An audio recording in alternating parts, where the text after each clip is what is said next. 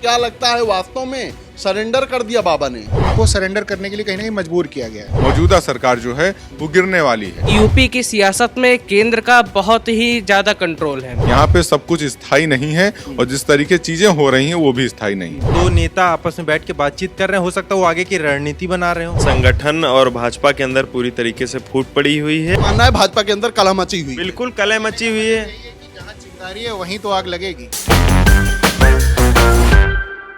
नमस्कार, आप देख रहे हैं खबर चौक और मैं हूं अमन सिंह वत्स आपके साथ। दो ताली में आज चर्चा करेंगे एक ऐसे मुद्दे पर जिसको लेकर लगातार यूपी की सियासत गर्म है। इसीलिए आज हमारे साथ ताल देने के लिए बहुत सारे पत्रकार मौजूद हैं। तो आज चर्चा करेंगे कि जिस तरीके से यूपी में कैबिनेट विस्तार की चर्चा चल रही है और उससे पहले यूपी के दो बड़े नेताओं को यानी कि ब्रजेश पाठक को और मुख्यमंत्री योगी आदित्यनाथ को पीएम मोदी ने बुलाया, उनके साथ बैठक की, मीटिंग की। इसको लेकर कई तरीके की चर्चाएं चल रही हैं। कहा जा रहा है कि बाबा ने सरेंडर कर दिया है दिल्ली में।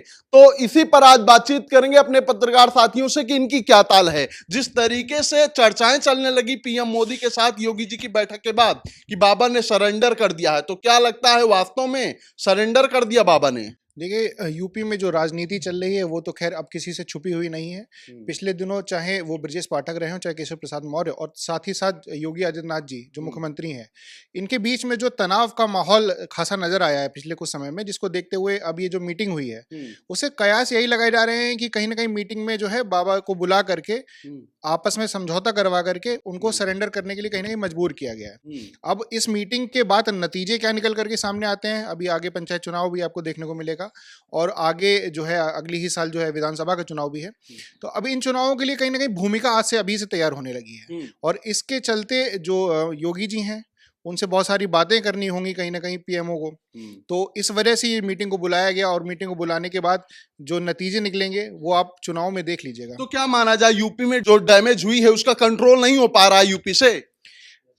देखिए, बात यूपी के डैमेज कंट्रोल की नहीं, जहां तक मुझे लग रही है बात ये कहीं ना कहीं सत्ता में बने रहने की है या फिर जो कहीं ना कहीं एक स्वच्छंद रूप से योगी जी काम कर रहे हैं और जो एक सेंटर की पकड़ होनी चाहिए या जो सेंटर जिस वजह से इस मीटिंग को बुला रहा है वो अपनी पकड़ को बनाए रखने के लिए बुला रहा है। अब जब ये पकड़ से बाहर कहीं ना कहीं जाते नजर आते हैं या लगता है कि अपने हिसाब से जो है फैसले ले रहे हैं, तब ऐसी मीटिंगों को बुला करके इस तरीके के निर्णय लिए जाते हैं। तो माना जाए दिल्ली के कंट्रोल में ही यूपी की सियासत आगे वाले समय में चलेगी। बिल्कुल बिल्कुल, कहीं ना कहीं, क्योंकि देखिए यूपी जो है जाहिर सी बात है इतनी ज्यादा सीटें लेकर के बैठा हुआ है तो हर एक सीट अपना एक मायने रखती है और इस चक्कर में ही बाबा को बुला करके अपने खेमे में या तो हो जाए वो ये चाह रहे हैं और नहीं तो फिर जो है हम अपने हाथ खड़े कर देंगे, आपकी जगह किसी और को लेकर के आएंगे। इस तरीके के कयास लगाया जा रहा है। आपकी किस तरीके से ताल है? लगातार उस फोटो को लेकर चर्चाएं चल रही हैं जिसमें पीएम मोदी दिख रहे हैं, योगी आदित्यनाथ दिख रहे हैं, दूसरी फोटो में ब्रजेश पाठक और पीएम मोदी दिख रहे हैं।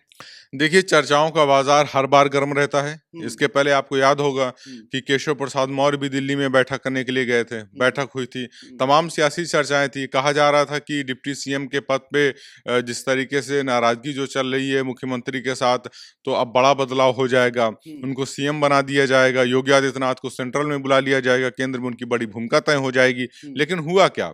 ये सब सियासी बाजार जो गर्म करने की सियासत है, जो विपक्ष लगातार आरोप लग के ऐसा माहौल बनाने की कोशिश करता है, वो सिर्फ ये माहौल बनाने की कोशिश है कि जनता के बीच में ये मैसेज जाए कि योगी सरकार, मौजूदा सरकार जो है वो गिरने वाली है और जनता के मन में ये आ जाए कि सरकार कोई दूसरी बनने वाली है, तो वोट बैंक को इस तरीके से डाइवर्ट कर लिया जाए। तो लोगों के मन को तोड़ने की कोशिश है, उनके मनोभावों को तोड़ने की कोशिश है। लेकिन ये सब कुछ सियासत है, यहाँ पे सब कुछ स्थायी नहीं है और जिस तरीके चीजें हो रही हैं वो भी स्थायी नहीं। तो क्या माना जाए, डैमेज कंट्रोल नहीं है, बाबा ने सरेंडर नहीं किया, बस औपचारिक मुलाकात थी? ये औपचारिक है या नहीं ये तो खैर दावे से मैं नहीं कह सकता हूँ, लेकिन जो बात है सरकार गिरने की, वो सरकार भाजपा की सरकार नहीं गिरने की है। वो बात कहीं ना कहीं मुख्यमंत्री में बदलाव लाने की, वो डिप्टी सीएम में बदलाव लाने की बात है और आपस में जो तनाव चल रहा है उस तनाव को किस तरह से जो है मैनेज किया जाए, इस वजह से इस मीटिंग को कहीं ना कहीं अंजाम दिया गया है। किस तरीके से आप देखते हैं दीपक, जो चर्चाएं लगातार चल रही हैं, आप क्या मानते हैं, बाबा ने सरेंडर किया है कि मुलाकात बस औपचारिक थी? देखिए, ये बाबा के सरेंडर करने का जो क्रम है, ये तभी से चालू हो गया था जब 2024 के लोकसभा चुनाव का परिणाम आया था। यूपी में जिस तरह से सीटें कम हुई थी लोकसभा की, उसके बाद हम लोगों ने देखा कि यूपी में संगठन और सरकार को लेकर एक विवाद बना, केशव प्रसाद मौर्य और योगी के बयान को लेकर के। उसके बाद ये ब्रजेश पाठक वाला बयान, पंकज चौधरी का भाजपा का प्रदेश अध्यक्ष बनना, ये भी ये दर्शाता है कि यूपी की सियासत में केंद्र का बहुत ही ज्यादा कंट्रोल है। पंकज चौधरी की अध्यक्षता मिलना, प्रदेश अध्यक्ष बनाना, ये दिखाता है कि केंद्र की कितनी इसमें दखलंदाजी है। और बाबा का सरेंडर आप कह सकते हैं, देखिए बीजेपी हमेशा कहती है कि हम पीएम मोदी के नेतृत्व में काम कर रहे हैं, यानी कि एक तरह से वो अपने केंद्र के केंद्रीय नेतृत्व में ही काम कर रही है। तो ऐसा कहना कोई बड़ी बात नहीं है कि यूपी में कंट्रोल बाबा ने सरेंडर कर दिया या केंद्र का कंट्रोल है, वो हमेशा सही है। इसको केंद्र का कंट्रोल कैसे कहा जाए, मुझे तो ये नहीं समझ में आता है। आपके पास एक बड़ा चेहरा है, एक बड़ा मुखिया है, उसके नेतृत्व में पार्टी चल रही है, तो उसमें कंट्रोल कहां से आ गया? अब अगर कांग्रेस की सरकार ये कहने लगे कि राहुल गांधी हमारे नेता है, तो क्या राहुल गांधी के कंट्रोल में जो वहां की राज्य सरकार है वो कंट्रोल में हो गई है? क्या कहें दीपक? देखिए, बीजेपी ऐसा माना जाता है कि बीजेपी बहुत ही मतलब उसमें शालीनता से काम होता है, ज्यादा विवादों को पार्टी में विवादों को नहीं सहा जाता है।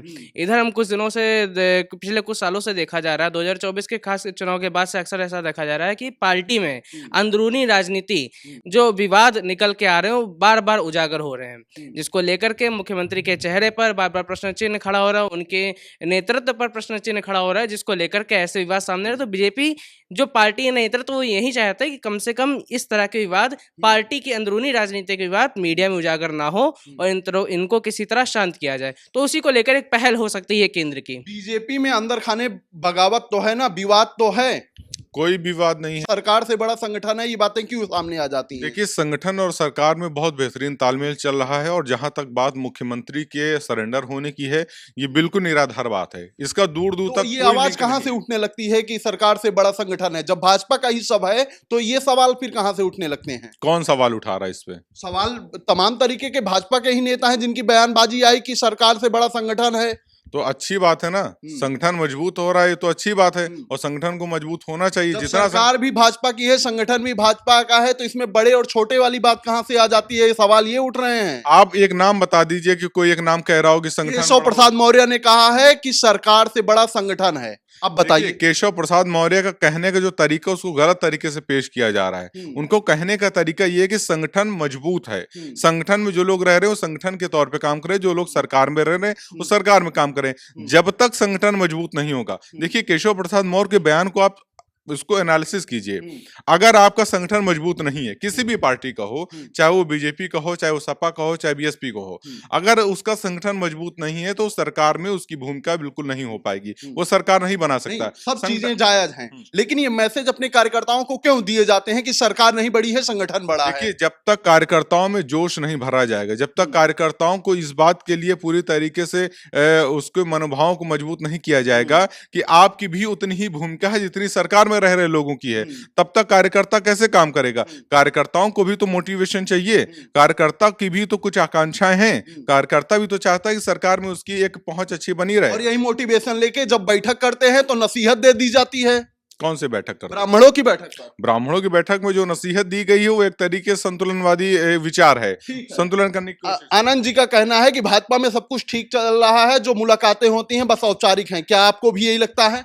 नहीं, देखिए, औपचारिक किसी तौर पर नहीं, मुलाकातें संगठन और भाजपा के अंदर पूरी तरीके से फूट पड़ी हुई है, और मुलाकातें तभी होती हैं, जो है सरगर्मियां तभी आती हैं पार्टियों में, जो है बाकी जो पार्टियां हैं और बाकी जो लोग हैं वो इन सारी चीजों को इसीलिए उठाते हैं जब अंदर कोई कलह मच रही होती है, तभी जो है सामने उठकर सारी चीजें आती हैं और मीडिया में आप सभी को प्रदर्शित तो होती हैं। आपका मानना है भाजपा के अंदर कलह मची हुई है? बिल्कुल कलह मची हुई है। यही है कि जहाँ चिंगारी है वहीं तो आग लगेगी। कहीं ना कहीं अब चिंगारी जो है वो नजर आ रही है और आग लगना तय है। चिंगारी चल रही है भाजपा के अंदर। बिल्कुल बिल्कुल पूरी तरीके से चल रही है। आशुतोष, आप किस तरीके से देख रहे हैं जो तमाम मुलाकातें हो रही हैं, चर्चाएं जिस पर चल रही हैं? देखिए, ये जो मुलाकातों का दौर है, ये साफ तौर पर अगर देखा जाए तो सीधी भाषा में बोला जाएगा कि एकदम औपचारिक बातें हैं। दो मंत्री, दो नेता आपस में बैठ के बातचीत कर रहे हैं, हो सकता है वो आगे की रणनीति राजनीति बना रहे हो।